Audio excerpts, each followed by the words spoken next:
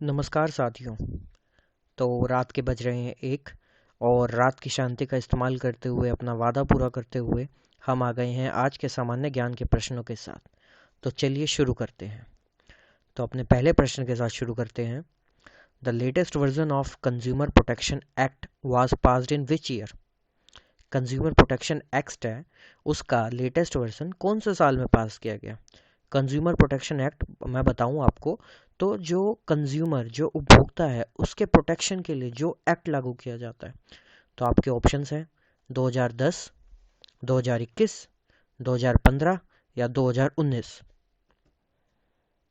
तो इसका सही जवाब है 2019। As per the new rules, नए रूल्स के मुताबिक direct selling entity and direct sellers are prohibited from promoting a pyramid scheme or enroll any person to such scheme or participate in such arrangement।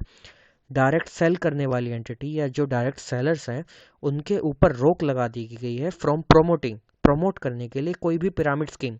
जो भी आप MLM वाली बातें सुनते हैं कि आप दो लोगों को जोड़िए, द पिरामिड स्कीम, और किसी भी व्यक्ति को उसके अंदर एनरोल कराना, इसके ऊपर अब रोक लगा दी गई है। यह फैसला 2019 कंज्यूमर एक्ट में लिया गया। तो आइए अगले सवाल की तरफ बढ़ते हैं अपने। Which Indian state has unveiled the draft of New Policy for Women 21? New policy for women 2021, कौन से इंडियन स्टेट ने इसका ड्राफ्ट अनवील किया? तो आपका ऑप्शन है तेलंगाना, बी तमिलनाडु, सी उड़ीसा या फिर डी वेस्ट बंगाल। तो इसके सॉल्यूशन की तरफ बढ़ते हैं जल्द से, और इसका सही जवाब है तमिलनाडु।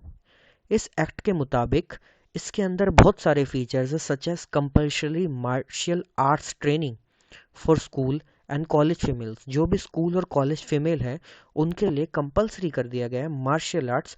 तो यह तमिलनाडु ने लागू करा न्यू पॉलिसी।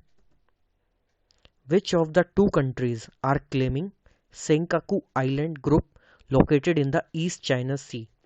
ईस्ट चाइना सी में जो सेंकाकू आइलैंड है, कौन सी दो कंट्रीज हैं जो कि क्लेम कर रही है कि यह उनका हिस्सा है? पहला Japan and China, B China and Philippines, या C China and South Korea, या फिर डी जापान एंड सिंगापुर। तो आइए इसके जवाब की तरफ बढ़ते हैं, और इसका सही जवाब है Japan and China. Senkaku island एक अनइनहेबिटेड आइलैंड चेन है। अनइनहेबिटेड मतलब जहां पर अभी भी किसी का वास नहीं हो रहा है। अनइनहेबिटेड आइलैंड चेन है in the East China Sea that has been administered by Japan for several decades. China और जापान क्लेम कर रही है कि यह उनका हिस्सा है। अगले सवाल की तरफ बढ़ते हैं। Doctor Venkatam Bob Singh Dhillon and doctor Pradeep Merchant are recipients, वह ग्रहण करने वाले हैं ऑफ विच फेमस अवार्ड? इन निम्न में से कौन सा फेमस अवार्ड है जो कि doctor Venkutam Bob Singh Dhillon and doctor Pradeep Merchant को मिला है? तो आपके ऑप्शंस हैं Order of Canada, B Order of Japan, C Order of Singapore, या फिर डी ऑर्डर ऑफ श्रीलंका। तो इसका सही जवाब है order of Canada. Order of Canada is one of the most prestigious countries highest civilian honours. Order of Canada को पूरे विश्व, पूरी कंट्री का, पूरे देश का हाईएस्ट सिविलियन ऑनर अवार्ड माना जाता है। नेक्स्ट प्रश्न की तरफ बढ़ते हैं अपने। इंदिरा गांधी राष्ट्रीय उड़ान academy IGRUA is located in which state? IGRUA कौन सी स्टेट में स्थित है? आपके ऑप्शंस हैं उत्तर प्रदेश, बी उत्तराखंड, सी बिहार, या फिर डी वेस्ट बंगाल। तो मैं आपको बता दूं IGRUA एक ट्रेनिंग सेंटर है for the flying institution for the pilots, and this the answer is Uttar Pradesh. Indira Gandhi राष्ट्रीय उड़ान academy IGRUA was established by the government of India। इसे गवर्नमेंट ऑफ इंडिया ने एस्टेब्लिश किया in the year 1986 at the Fursatganj airfield pilot training institute. आइए अगले सवाल की तरफ बढ़ते हैं। अगला सवाल है which state slash union territory recognized Takht Damdama Sahib as the fifth Takht of Sikh?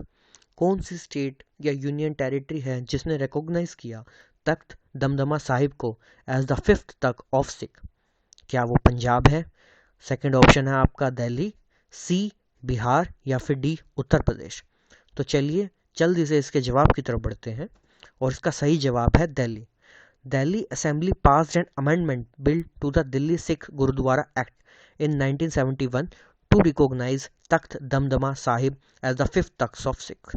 तो दिल्ली असेंबली ने यह बिल पास किया इन दी 1971, जिसकी वजह से तख्त दमदमा साहिब को पांचवा तख्त माना जाता है सिख्स का। आइए अगले सवाल की तरफ बढ़ते हैं। Which country is organizing tourism week at the expo 2020 Dubai?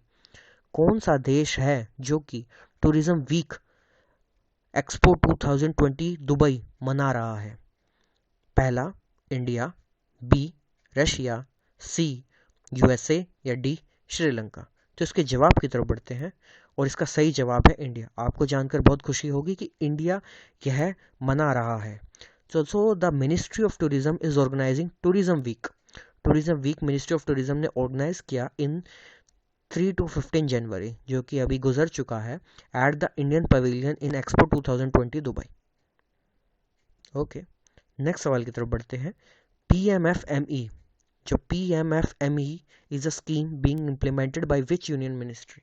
कौन सी यूनियन मिनिस्ट्री ने PMFE स्कीम शुरू करी है? आपके ऑप्शंस है ministry of finance, B ministry of food processing industries, C ministry of agriculture या फिर D ministry of rural development. तो आपका सही जवाब है ministry of food processing industries.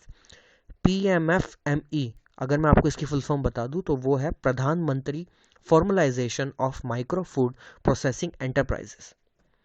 आइए अगले सवाल की तरफ बढ़ते हैं। So which organisation has partnered with Akshaya Patra foundation for effective implementation of PM Poshan scheme? PM Poshan scheme की इम्प्लीमेंटेशन के लिए कौन सी ऐसी ऑर्गेनाइजेशन है जिसने अक्षय पात्रा फाउंडेशन के साथ पार्टनर किया है? आपके ऑप्शंस है ए IMF, B world bank, C United Nations WFP या फिर डी यूनिसेफ। तो इसका सही जवाब है United Nations WFP। PM Poshan scheme का मैं आपको बताऊं, PM पोषण स्कीम है प्रधानमंत्री पोषण शक्ति निर्माण, जिसके बारे में आप जाइए और अधिक से अधिक पढ़िए। अगला सवाल, Which state to host next edition of Khelo India games इन 2023? 2023 में कौन सी स्टेट, मैं यहाँ पे बात कर रहा हूँ इंडिया की स्टेट, कौन सी इंडिया की स्टेट है जो कि होस्ट करेगी, जिसमें यह खेल खिलाए जाएंगे, खेलो इंडिया गेम्स? आपके ऑप्शन है ए तमिलनाडु, बी कर्नाटका, सी हिमाचल प्रदेश या फिर डी गोवा। तो इसका सही जवाब है कर्नाटका। आइए अगले सवाल की तरफ बढ़ते हैं। Teachers university bill has passed by legislative assembly of which state?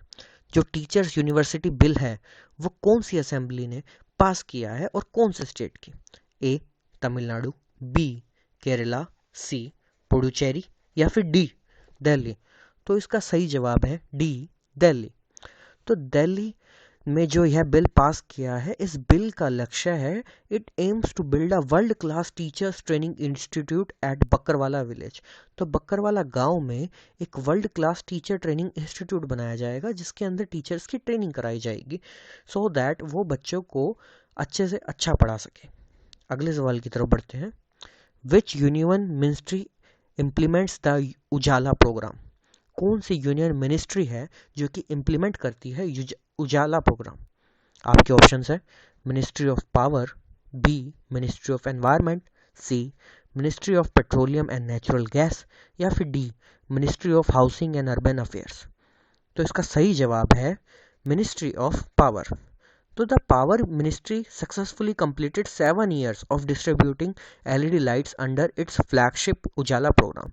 तो अपने उजाला प्रोग्राम की फ्लैगशिप के अंडर जो पावर मिनिस्ट्री है उसने पूरे 7 साल पूरे कर लिए हैं, जिसमें उन्होंने LED लाइट्स का वितरण किया है as a very minimal rate. अगला सवाल, गुलमर्ग एंड सोनमार्ग जिन्हें की स्ट्रेटेजिक एरियाज कहा जाता है, वह कौन सी स्टेट में स्थित है? तो यहाँ पे जो स्ट्रेटेजिक एरियाज है, मैं चाहता हूँ आप इसके बारे में अधिक पढ़िए। आप गूगल कीजिए और पता करिए किन एरियाज को स्ट्रेटेजिक एरिया कहा जाता है और उनका क्या मतलब है। तो आपके ऑप्शंस है Arunachal Pradesh, B JNK which is Jammu and Kashmir, C Sikkim या डी पंजाब। तो इसका सही जवाब है जम्मू एंड कश्मीर। आइए अगले सवाल की तरफ बढ़ते हैं। What is the income limit for EWS as of 2022? 2022 के अनुसार जो ईडब्ल्यूएस है which is economic weaker section, उनकी इनकम लिमिट क्या तय करी गई है? क्या वह है 6 लाख रुपए, या फिर 8 लाख रुपए, या फिर 9 लाख रुपए, या फिर 10 लाख रुपए? तो इसका सही जवाब है 8 लाख रुपए, जो कि लिमिट तय करी गई है इकोनॉमिक वीकर सेक्शन की।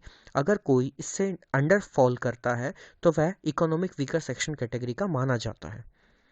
आपका अगला सवाल है, mission Jeevan Raksha is associated with which institution? Mission Jeevan Rakshan कौन से इंस्टीट्यूशन के साथ जुड़ा हुआ है? आपके ऑप्शंस है Indian Army, B Railway Police Force, C Indian Navy, D National Security Guard. तो यह जवाब आपको पता होना चाहिए और इसका सही जवाब है रेलवे पुलिस फोर्स। तो इस मुहिम के अनुसार दे हैव सेव्ड 1650 तो इन्होंने 1650 लोगों की जिंदगी बचाई है from the wheels of running train के नीचे आने से across India in the last 4 year, 4 साल के अंडर द मिशन जीवन रक्षण। तो आज का आपका सामान्य ज्ञान का सेशन समाप्त हुआ। मैं आपसे कल फिर मिलूंगा और मैं चाहूँगा कि आप रोज़ इन 15-20 सवालों के वीडियोस देखें। और आपने अगर मेरा पिछला वीडियो नहीं देखा है तो आप जाकर वो देखिए। होता क्या है कि आप 15-20 सवाल अगर आप रोज़ कर पाएंगे तो इस तरीके से आपका सामान्य ज्ञान बिल्कुल चुटकियों में ऐसे बढ़ जाएगा। तो तब तक मिलते हैं अगली बार। तब तक आप और अपना घर वालों का ख्याल रखें। जय हिंद।